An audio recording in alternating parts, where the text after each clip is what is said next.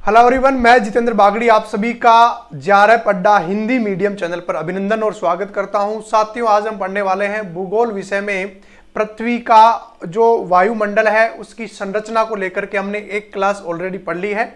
आज हमारी ये क्लास जो होने वाली है वो संख्या की अगर बात करें, डिजिट की बात करें, तो ये हमारी जो क्लास होने वाली है दूसरे नंबर की क्लास है। एक क्लास ऑलरेडी हम पढ़ चुके हैं, यह आज हमारी दूसरे नंबर की क्लास है जिसमें बाकी का जो हमने परतें पढ़ी थी उसमें दो परतें हमने पढ़ ली थी। पहली सौममंडल और दूसरी हमने पढ़ ली थी कौन सी, समताप मंडल। आज हम तीन परतें मुख्य रूप से पढ़ने वाले हैं। कौन कौन सी? एक हम पढ़ने वाले हैं मध्यमंडल, चौथा परत हम पढ़ने वाले हैं इसके बाद में आयन मंडल, और एक हम पढ़ने वाले हैं बहिर्मंडल। साथ में जो बाकी के बिंदु रह चुके हैं जैसे गैसों का संगठन, जलवाष्प की स्थिति, और इसके बाद में जो तरल अवस्था की जो विशेषताएं हैं उन सभी को आज हम पढ़ने वाले हैं।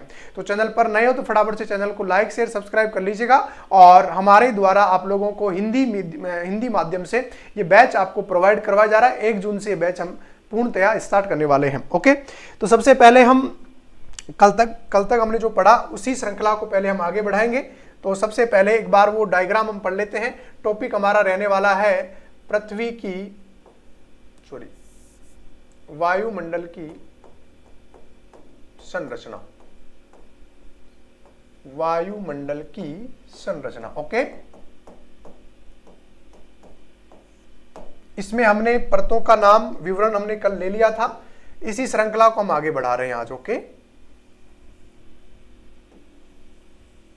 देखो भाई, हमने जो पहली परत पढ़ी थी ये वाली, दूसरी, तीसरी, चौथी और लास्ट वाली हो जाएगी पांचवी आपकी परत।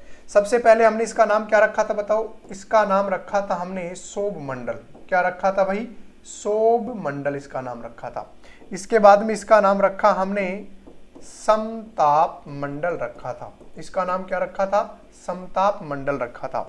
बीच में जो आएगा, विशेष ध्यान रखना, बीच में जो आएगा वो कौन सा आएगा? मध्य मंडल आएगा। क्रम भी आपको पता होना चाहिए। ये आपका हो जाएगा कौन सा मंडल? आयन मंडल हो जाएगा। एक ओजोन परत होता है और एक आयन मंडल। कई बार आप कंफ्यूज हो जाते हैं, तो यहाँ पर नहीं होने की आवश्यकता है आपको। और ये हो जाएगा एक्सोस्फीयर यानी कि बहिर्मंडल हो जाएगा।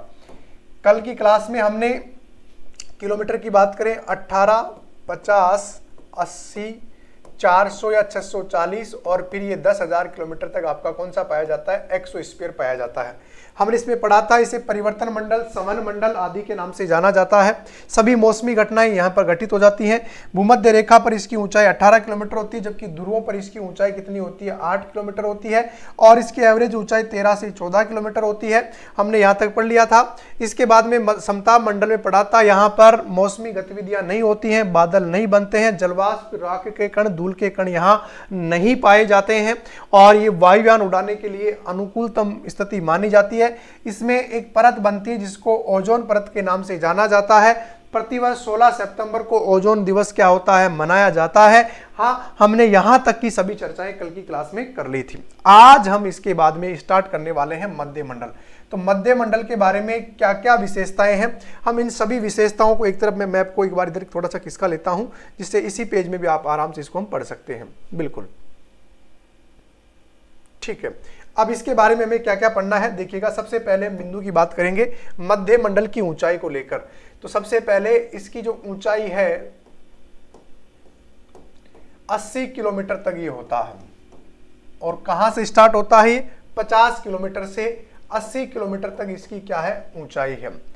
तापमान की अगर बात करें तो यहां पर तापमान की स्थिति ये हो जाती है माइनस में 100 डिग्री सेंटीग्रेड तक चला जाता है। ठीक है, और आपको मैंने बताया था तापमान ऊपर जाएंगे तो क्या होता है? कम होता है, लेकिन कुछ परतें ऐसी वापस वहां से बढ़ना भी क्या हो जाता है? स्टार्ट हो जाता है। इस परत की क्या विशेषताएं हैं? इस परत से क्या क्या प्रश्न आपसे पूछता है? तो विशेषता नंबर 1, तो पहली विशेषता तो ये, यहां पर एक तो बादल नहीं बनते हैं। बादल नहीं बनते हैं क्योंकि यहां पे क्या नहीं पाया जाता? जलवाष्प और जो धूल के कण होते हैं, जलवाष्प एवं धूल कण जो होते हैं ये क्या होते हैं? नहीं होते हैं। इस वजह से यहाँ पे बादल नहीं बनते। लेकिन अपवाद स्वरूप यहाँ पे एक बादल देखने को मिलता है। कौन सा है वो अपवाद बिल्कुल आपको पता होना चाहिए, कई बार पूछ लेता है। नॉक्टिल्यूसेंट बादल कहां बनता है? नॉक्टिल्यूसेंट बादल कहां पर बनता है? तो आपका उत्तर होगा कहां पर? ये मध्य मंडल में, ये बीच की परत है। अंग्रेजी में इसको क्या बोलते हैं? मीसोस्फीयर बोलते हैं। क्या बोलते हैं भाई? मीसोस्फीयर इसको बोलते हैं। मीसोस्फीयर इसको बोला जाता है, इसको मीसोस्फीयर बोला जाता है।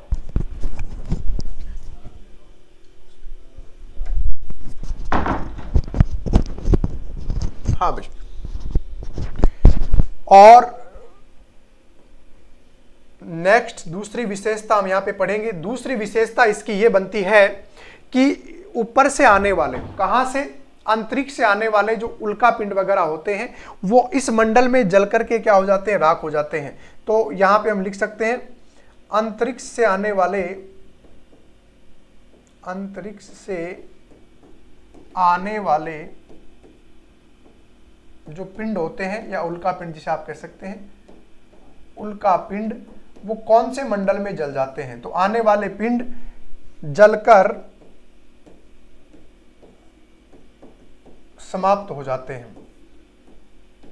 तो ध्यान रखना भाई, यहां पर यह स्थिति आपको देखने को मिलेगी। कौन से मंडल की बात कर रहे हैं? मध्य मंडल की यहां पे हम क्या कर रहे हैं? बात कर रहे हैं। ये मंडल जो होता है ये बीच का होता है, यानी कि इसके दो मंडल ऊपर होते हैं और इसके दो मंडल क्या होते हैं भाई? नीचे होते हैं। तो आपको मध्य मंडल में मूल रूप से इन तथ्यों का ही क्या रखना है? ध्यान रखना है। इसके बाद में हम चलते हैं, सबसे इंपॉर्टेंट है आयन मंडल, आयनोस्फीयर। तो अगला हम पेज लेते हैं जिसमें आयन मंडल के बारे में पढ़ने वाले हैं। किसके बारे में? आयन मंडल के बारे में। आयन मंडल जो है ये कौन सी परत है हमारी पृथ्वी की? वायुमंडल की, पहला, दूसरा, और ये रहा आपके तीसरा, जिसको हम कहते हैं आयनोस्फीयर। आयन मंडल के बारे में पढ़ेंगे। आयन मंडल का मतलब हो जाएगा आयनोस्फीयर। ओके, आयनोस्फीयर की सबसे पहले तो हम पढ़ेंगे ऊंचाई। हमने वहां पढ़ा था 80 किलोमीटर, और यहां 400 से 640 तक किलोमीटर तक, यहां तक इसके बीच में क्या पाया जाता है? आयन मंडल पाया जाता है। इस मंडल के बारे में जो मुख्य मुख्य विशेषताएं, सबसे पहले तो यहां तापमान की बात करें तो यहां तापमान बढ़ जाता है। यहां पर टेम्परेचर क्या हो जाता है? यहां पर तापमान बढ़ जाता है, और प्लस में 1000 डिग्री सेंटीग्रेड तक यहाँ का क्या हो जाता है? टेम्परेचर हो जाता है। इस मंडल में चुंबकीय तरंगे पाई जाती हैं। इस मंडल में विशेष तथ्य इसका ये ध्यान रखना है, इस मंडल में चुंबकीय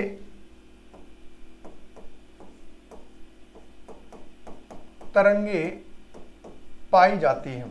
क्या पाई जाती हैं भाई? यहाँ पे चुंबकीय तरंगे इस मंडल में पाई जाती हैं। चुंबकीय तरंगे इस मंडल में पाई जाती हैं, ठीक है। चुंबकीय तरंगे इस मंडल में पाई जाती हैं, जिसकी वजह से यहाँ पे कुछ परतें बनी होती हैं। यहाँ पे कुछ ऐसे परतें बनी होती है, जैसे मैं आपको बताऊं, डी लेयर, डी के बाद में आ जाएगा ई लेयर,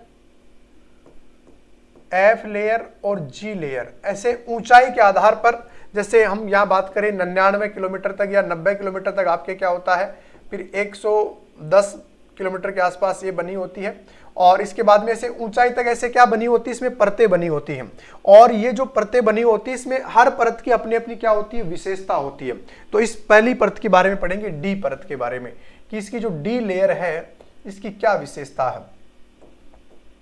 ओके, डी लेयर की विशेषता देखिएगा।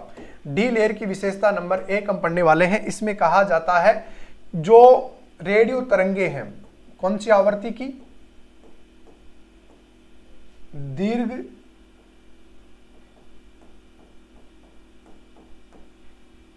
आवर्ती की तरंगे, सॉरी दीर्घ तरंगे, आवर्ती उधर होगा। दीर्घ तरंगे जो होती हैं, चुंबकीय तरंगों में दीर्घ तरंगे जो होती हैं वो यहां से क्या हो जाती हैं? लौट जाती हैं। दीर्घ तरंगे और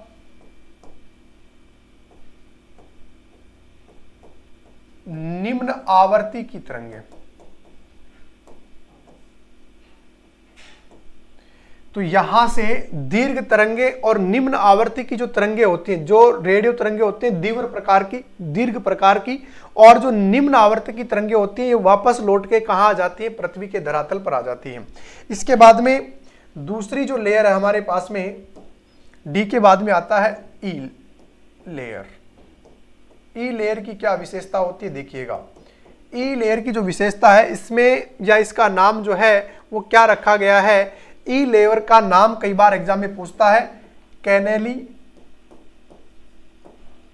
हैवीसाइट। ध्यान रखना, बहुत बार एग्जाम में पूछा जा चुका प्रश्न है कि कौन सी परत को कैनेली हैवीसाइट कहा जाता है। जो ई लेयर है, ई लेयर को कैनेली हैवीसाइट के नाम से जाना जाता है। एग्जाम में, नेट सेट के एग्जाम में ये बहुत बार प्रश्न आ चुका है, आरपीएससी में तो बहुत बार पूछा गया है, तो ध्यान रखना इसको कैनेली हैवीसाइट प्रश्न, और लास्ट ईयर असिस्टेंट प्रोफेसर में भी ये प्रश्न देखा गया था। इस परत में क्या होता है,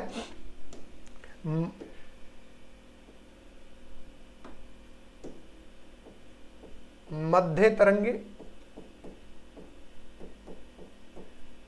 और मध्यम आवर्ती की तरंगे, ये क्या हो जाती हैं, लौट आती हैं। इस परत से मध्य तरंगे और मध्य आवर्ती की तरंगे वापस धरातल की ओर क्या हो जाती हैं, लौट के आ जाती हैं।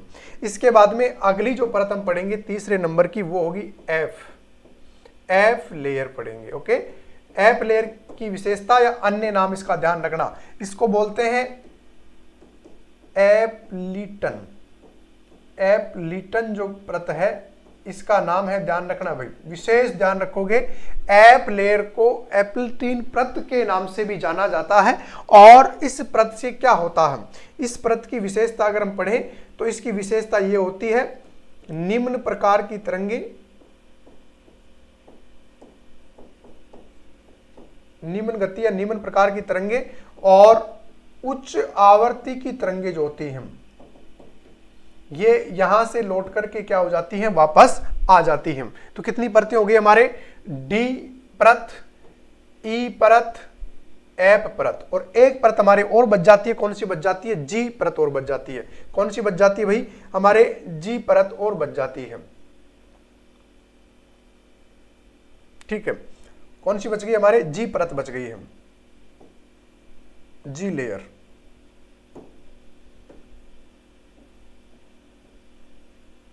जी लेयर, इसमें क्या होता है, इसमें सभी प्रकार की निम्न आवर्ती या उच्च आवर्ती की जो भी तरंगे होती हैं वो वापस लौट के आ जाती हैं।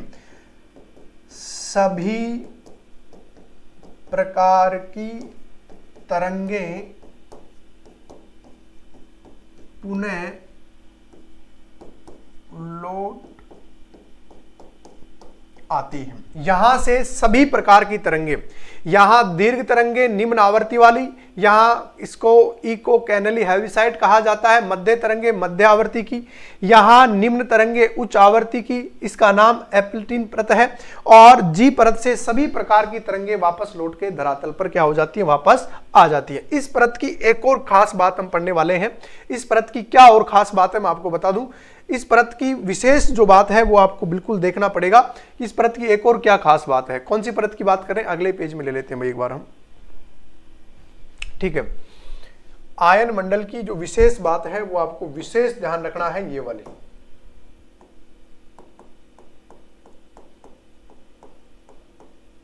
ये प्रश्न अभी भी आया था, आयन मंडल, आयनोस्फीयर। ओके, ये आयन ही है, आयना नहीं है, आयन मंडल। इसमें जो विशेष मैं आपको बता रहा हूं वो आपको विशेष तथ्य है जिसको ध्यान में रखना है, क्योंकि एग्जाम में आने वाला फैक्ट है। क्या है देखिएगा,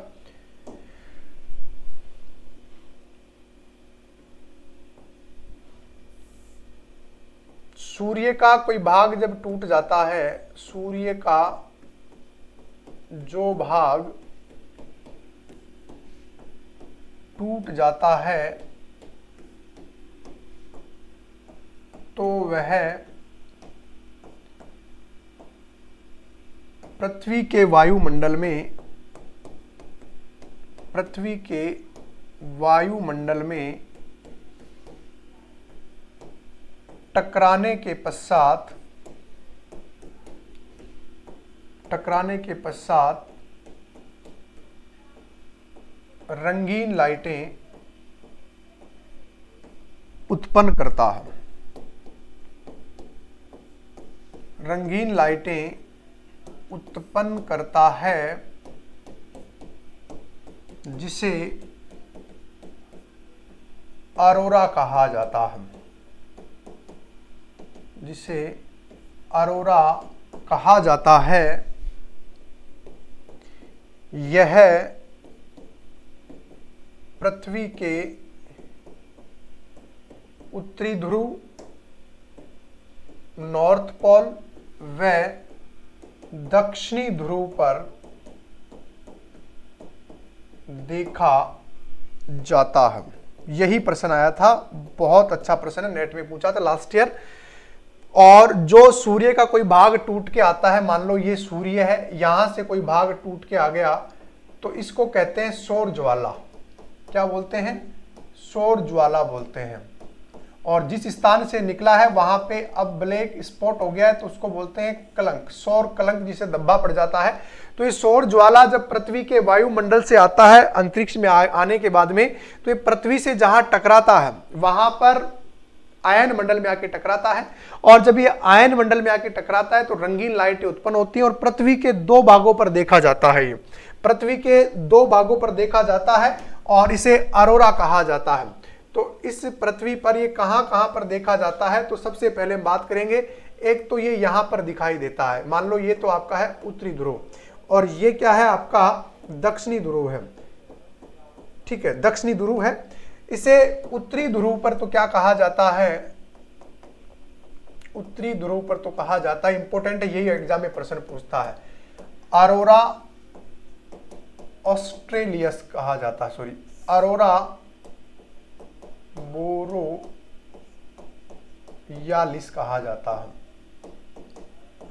ऑरोरा बोरोयालिस कहा जाता है। और दक्षिणी ध्रुव पर इसको क्या कहा जाता है?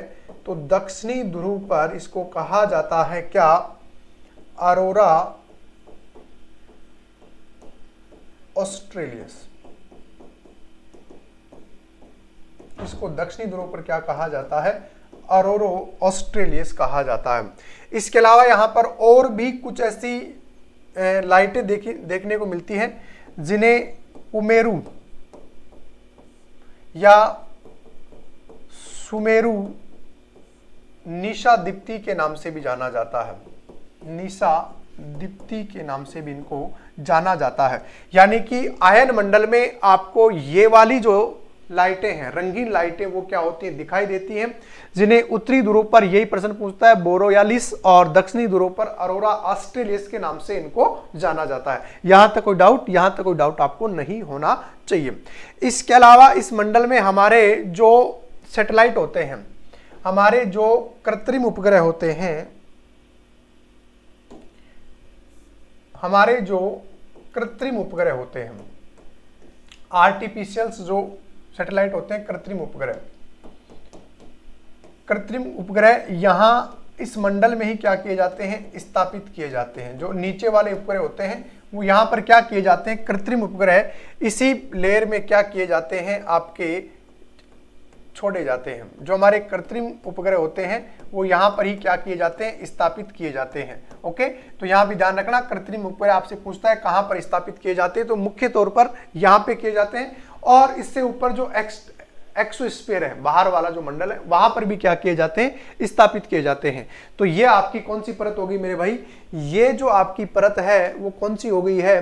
तो ये आपकी परत हो गई है कौन सी वाली? ये हो गई आपके आयनोस्फीयर। कोई समस्या यहां तक? आयनोस्फीयर में आपको कोई समस्या नहीं होनी चाहिए। अगला और अंतिम आपका जो मंडल है 5वें नंबर का, और इस मंडल का नाम आप क्या रखते हैं? एक्सोस्फीयर, बहिर्मंडल, एक्सोस्फीयर। ठीक है, एक्सोस्फीयर की अगर ऊंचाई की बात करें, हाइट की बात, तो ये 10,000 किलोमीटर तक पाया जाता है। 1000 से लेके 10,000 किलोमीटर तक ये पाया जाता है। यहां पर तापमान में क्या हो जाती है? फिर वृद्धि हो जाती है। तापमान में यहां पे क्या आ जाती है? धीरे धीरे वृद्धि इसकी होती रहती है। अब ये जो दो परतें हैं कौन कौन सी, सममंडल और विषम मंडल, सममंडल और विषम मंडल, ध्यान रखिएगा भाई। सममंडल जो होता है इसमें 3 परतें आपके होती हैं। कौन कौन सी होती हैं? एक आपके होती है कौन सी, सबसे पहले वाली शोभ, जिसे परिवर्तन मंडल या संवहन मंडल कहा जाता है, ठीक है। इसके बाद में दूसरी जो होगी सौम मंडल के बाद में वो होगी आपके समताप मंडल, और तीसरी होगी आपके मध्य मंडल। ये जो परतें हैं ये तो आती है सममंडल में, और ये जो चौथी और पांचवी हैं इनको ताप मंडल के नाम से भी जाना जाता है। आयन मंडल को ताप मंडल भी कहते हैं, ध्यान रखना भाई। आयन मंडल को क्या कहते हैं? ताप मंडल भी कहते हैं। और पांचवी जो आपके है बहिर्मंडल, यहां पर तापमान क्या होता है? ज्यादा होता है। यहां पर तापमान क्या होता है? ज्यादा होता है। तो हमने जो आज की क्लास में मूल रूप से जिसको लेकर के डिस्कशन किया है, बाकी की जो 3 परतें हमने पढ़ी थी उसी प्रकार से हमने ये पढ़ा है। और मैंने जैसे कहा कि हमारी पृथ्वी के वायुमंडल में जो गैसों का संगठन है, तो गैसों के संगठन में 4 जो बड़ी गैसें हैं उनमें से सबसे ज्यादा मात्रा में जो गैस पाई जाती है वो कौन सी पाई जाती है? तो सबसे ज्यादा मात्रा में जो गैस पाई जाती है वो नाइट्रोजन होती है। नाइट्रोजन 78 पॉइंट लगभग 808% ये पाई जाती है। इसके बाद में दूसरी जो सबसे बड़ी गैस है वो कौन सी पाई जाती है? ऑक्सीजन पाई जाती है। कौन सी पाई जाती है? ऑक्सीजन जो गैस होती है दूसरी सबसे बड़ी गैस है, और लगभग ये 20.94% 94% पाई जाती है। बाकी जो तीसरे और चौथे नंबर की गैस है इस पे आपको विशेष ध्यान रखना है, फर्स्ट सेकंड घटते हुए क्रम में। और इसके बाद में जो तीसरे नंबर की गैस है वो क्या होनी चाहिए? आर्गन, है ना। आर्गन जो होती है ये कितनी होती है? 0.93% आपके कौन सी होती है? आर्गन होती है। और इसके बाद में जो चौथी गैस होती है वो कौन सी होती है? तो आपके जो चौथे नंबर की गैस है वो कौन सी होगी? चौथे नंबर की वो होगी CO2, कार्बन डाइऑक्साइड होती है। और कार्बन डाइऑक्साइड की जो मात्रा होती है 0.03% आपके कौन सी पाई जाती है? आपके कार्बन डाइऑक्साइड पाई जाती है। तो इस प्रकार से गैसों का क्या होता है? संगठन होता है। जो भारी गैसें हैं वो वायुमंडल में नीचे की परतों पे पाई जाती हैं, है ना, भारी गैसें जो होती हैं। और जो हल्की गैसें हैं, हल्की गैसें जो होती हैं ये कहां चली जाती हैं? ये ऊपर रहती हैं। तो आपके CO2 सबसे भारी गैस होती है, तो ये निचले मंडल में पाई जाती है।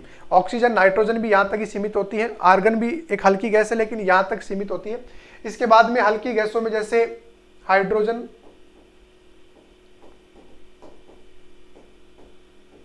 हाइड्रोजन हो गया है। इसके बाद में आपके हीलियम हो गया है। इसके बाद में आपके क्रिप्टॉन हो गया है,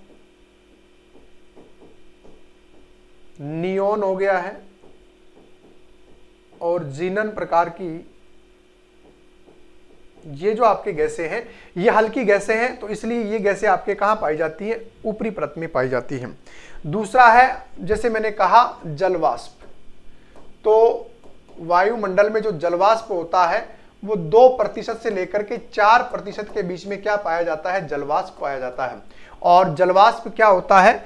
तो वायुमंडल में जो जलवाष्प की मात्रा है उसको आर्द्रता के नाम से जाना जाता है। वायुमंडल में जलवाष्प की जो मात्रा होती है उसी को हम किसके नाम से जानते हैं? आर्द्रता के नाम से भी जानते हैं। बाकी जो इसके जो कण है, धूल के कण होते हैं, ये प्रकाश परावर्तन जो होता है उसमें बहुत सहायता करते हैं। यानी हमारा जो प्रकाश का परावर्तन होता है उसमें जलवाष्प की बहुत सहायता होती है, बादलों की सहायता होती है। दूसरा, इसके अलावा जो धूल के कण, राख के कण जो होते हैं उनकी वजह से प्रकाश में जो प्रकाश का क्या होता है? परावर्तन होता है। और आकाश का नीला रंग भी परकीन के कारण क्या होता है? दिखाई देता है। आकाश का नीला जो रंग है वो परकीन के कारण क्या होता है? दिखाई देता है। तो आज की क्लास में हमने इन तथ्यों को जाना है, और मैं आपको फिर से बता दूं कि ये मेरा एक इंट्रोडक्शन है। BA BEd MA political science geography में, और net qualify 2021, set 2022, selected in RPSC school lecturer, 10 years का ऑनलाइन और ऑफलाइन पढ़ाने का अनुभव। दूसरा, इसके बाद में हमारे यहाँ UGC नेट हिंदी में जो हमने बैच की स्टार्ट किया है, दीपक सर आपको हिस्ट्री पढ़ाएंगे, पॉलिटिकल साइंस आपको प्रीति मैम सर पढ़ाएंगे, और ज्योग्राफी आपको जैसा कि मैं पढ़ा रहा हूँ, ठीक है, और हिंदी आपको ऋचा मैम पढ़ाएंगे। इसके अलावा आपको जो हमारा जो बैच चल रहा है autumn 2.0 batch geography paper first और ज्योग्राफी के लिए, तो आप ये आराम से ले सकते हैं, 13,999 का है। 2 दिन को आप इसका डिस्काउंट चलेगा आपके जो अभी न्यू ईयर्स पे, ठीक है। और जो भी आप देख सकते हैं अभी छूट होने के बाद में, ओके। और इसमें आपको क्या क्या मिलने वाला है, NT अपडेट सिलेबस के अकॉर्डिंग आपको पढ़ाया जाएगा, क्योंकि 2024 में सिलेबस चेंज होने वाला है। लाइव डाउट सेशन होंगे आपके, और पर्सनलाइजेशन कोर्स होगा आपका, प्रॉब्लम सोल्व करवाए जाएंगे आपको, फन वे ऑफ टीचिंग, पढ़ने में आनंद के साथ उत्साह के साथ पढ़ाया जाएगा, क्विज होंगे आपके, क्वेश्चंस होंगे, और कंप्लीट सपोर्ट आपको यहाँ से दिया जाएगा पूर्णतया। और अभी तक आपने free content on JRF application पर क्लासेज, क्विज, फ्री टेस्ट, आप ब्लॉग्स ये हमारे देख सकते हैं। दूसरा, JRF मड्डा, मतलब अब हिंदी मीडियम में आपको अगर नेट क्वालिफाई करना है तो हमारा जो टेलीग्राम ग्रुप है इसको भी आप क्या करोगे, ज्वाइन करोगे। क्लास कैसी रही जरूर आप कमेंट करके बताएं। ये क्लास आपको कंटिन्यू विधिवत रूप से सभी ज्योग्राफी की जो आपकी 10 यूनिट्स हैं, UGC नेट JRF के लिए जो 10 यूनिट बनी हुई है, भारत का भूगोल, भौगोलिक तकनीकियां हो गई हैं, मानव भूगोल हो गया, पॉलिटिकल भूगोल हो गया है, जियोमॉर्फोलॉजी हो गया, राजनीतिक भूगोल हो गया, सभी के सभी आपको इसी प्रकार से आपको एक एक यूनिट वाइज, टॉपिक वाइज आपको क्लियर करवाए जाएंगे। आशा करता हूं आपको ये अच्छा लगा होगा। मिलते हैं अगली क्लास में, तब तक के लिए सभी को जय हिंद।